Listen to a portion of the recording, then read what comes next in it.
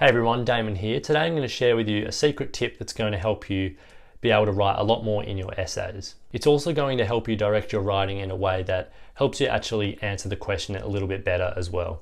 So this tip is to ask yourself questions. When you're writing an essay, you want to have a voice in the back of your head that is almost like a friend that is just criticizing what you're writing. So these are the questions that you can ask yourself to prompt you to write that little bit more. So these are why, how, and so what. So imagine you've just written your topic sentence, you've just described what you're going to write for that paragraph. You should be thinking in your head one of these three things, and these are going to prompt you to actually write that little bit more. These encourage you to channel in on a certain part of what you've previously said and elaborate on that part. So why covers the reasons behind what you've just said, so why is that the case? How focuses on the technical side of things. So here, this would be a good one to use when you're talking about a technique, for instance. So you might explain how a particular technique is used to create a desired effect. The third one, so what, is my favorite because it is almost like you're having an argument with a friend and they just keep saying, so what, so what. This is something my year 12 English teacher taught me, and it really helped me a lot. You've got to fight that and think of new reasons. You've got to think of new ways around that sort of comeback that is going to actually fight their side of the argument. This one encourages you to reflect on the significance of what you said, and it forces you to think of new ways that you can deliver your message. Let's have a look now at these three prompts and how they can be used and actually applied to your writing. So let's have a look at how this actually works now and how I can use this for myself to actually write a better paragraph. So I've given myself a question up here: guns should be banned in the US. Construct an argument to support or challenge this statement. Just a pretty random question to give myself to try and answer. And here I've got my three questions here: why, how, so what. And I've written additional questions here because this is also something I'll get you to think about, because while these are helpful, they're a little bit vague and a little bit limiting at times. So by asking yourself a question that's actually specific to the question you've been given, then that can help sort of narrow down your response as well, and make sure that you're actually being specific in your response rather than just being vague. Because these, if you keep asking these, they can lead you in circles a little bit if you don't know how to actually use them properly. So it can be a little bit tricky at times. So make sure that you actually use these as well, actually asking yourself additional questions about this. So for instance, an additional question could be, why are guns, not funds, why are guns a problem in the US? And that could encourage you to answer something like, there are so many deaths because of them. Maybe you can talk about increased gang violence. The gang violence there is so extreme compared to places like Australia. So this is just an example. So let's get into it. So I'm going to write my topic sentence now. If you remember what I've said in my other video, topic sentence is basically explaining your argument, highlighting what your argument is, and answering the question. So it's summarizing what your stance is on the topic. So me, for instance, my opinion is that guns should definitely be banned in the US. Saw a ute the other day with a sticker on it that was pro-gun, and I just shook my head. Yeah, so I'm pretty firmly against guns. So anyway, this is my response. So I'm going to write my topic sentence now. I'm doing this completely off the cuff to show you that this does work, and this can actually help me answer this question. So it's a strategy that can be used by all. So let's write my topic sentence now. So I'll say, guns should be banned in the US because they are causing ubiquitous, let's see if I can spell this right, pain and suffering for many US citizens. Ubiquitous, one of my favorite words, means sort of widespread and found everywhere. So because, I think in the US there's on average over a death a day with guns. It probably far exceeds that actually, which, that's just crazy. Someone's dying every day because of gun violence, and we don't even want to ban it. It's just ridiculous. Okay, now I'm asking myself why, how, so what. So now I'm on to my explanation sentence, and I need to explain what I mean a little bit by this. So I need to get a little bit more specific now. So we can say,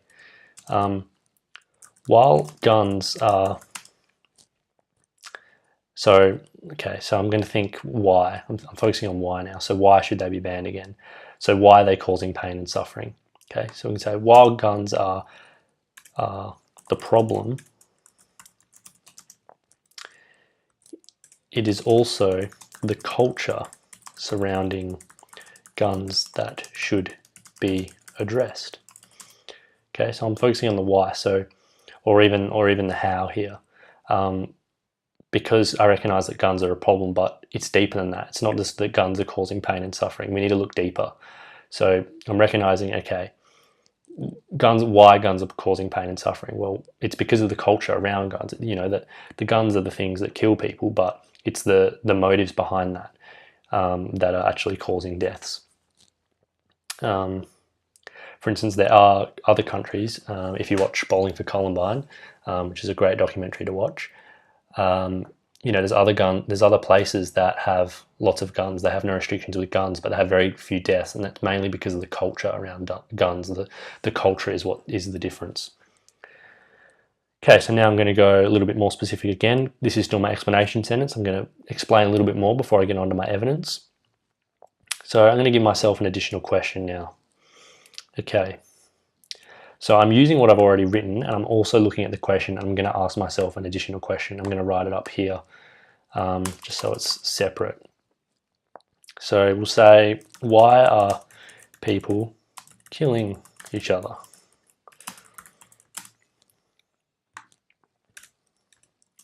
Okay, I'm going to try and answer that now. Why are people killing each other? And this is going to relate to the culture part as well. So we could say for many youths, we'd say for many disenfranchised youths, obtaining a deadly weapon is a symbol of power and control. However, this causes more harm than good. Now this is good because it leads me into what I wanted to talk about with my evidence. Okay, so now I'm going to again use how. I'm going to reflect on how, and I'm going to say how this actually causes more harm than good. Okay, now this is my evidence, so I'm getting specific now. I'm focusing in on an example that's going to help support what I've already written. For instance, okay, so now the reader knows it's an example. For instance, with the Columbine High School massacre I've forgotten the year. Don't know what year it was.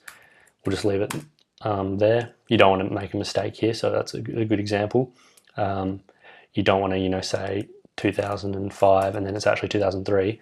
So I'm just going to avoid that. So here I'm trying not to expose myself to a mistake. For instance, with the Columbine High School massacre, the shooters were young and, so we'll avoid young, were individuals who felt, I don't want to say disenfranchised again, who felt ostracized, that's a good word, from their community. They were nihilists, believing that there was no beauty in the world. Okay, which is why they killed so many of their peers. No one who's thinking straight, who is a decent human being, is going to do that. This shows, so now I'm actually explaining my evidence. This demonstrates that guns, when they fall into the hands of the wrong people, can cause mass destruction, can cause mass death.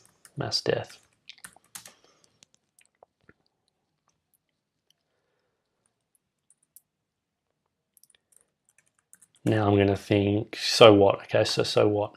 So what about these mass deaths? Well, they're bad. We don't want deaths. While it is easy, and this shows that I'm thinking about the situation a bit more deeply than most people.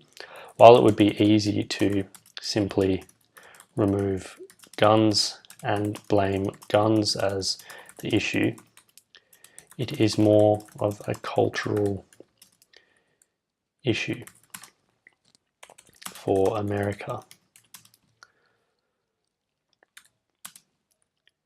Individuals, the issue is so complex that it should not be simplified to just guns. The fact that 2 young people were easily able to obtain machine guns and bring them to school reveals that there are other issues that should be addressed, such as mental health. So no one in a healthy state of mind is going to shoot up their school. And if it was recognized that these kids were in a bad state and that was prevented, then this wouldn't have happened. So I'll say that now. So that's me asking an additional question. What's the point? What are the other issues? Why do these other issues need to be managed? And so if the two and the if-then sentences are really good. I learned this in year 8 science, as a hypothesis. We would say if the water reaches 100 degrees Celsius, then the water will boil. That it's a hypothesis, so it makes sense. If this is the case, then this. So these sentences are good if you're stuck as well. So if the mental state of the 2 boys was addressed before they reached, or before the event occurred, then the damage may have been prevented. I'm going to look back at the question, just make sure I'm not getting off topic. Guns, now I'm going to write my concluding sentence, would definitely be banned in the US, but it would not be a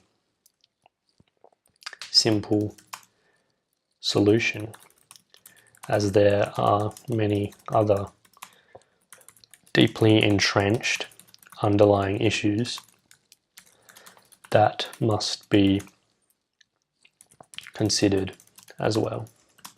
There. That's it. That's how I've used some little questions to help direct my response, completely off the cuff, showing how these have actually helped me write a response that is specific and sequential. So hopefully that helps you. Thanks for watching.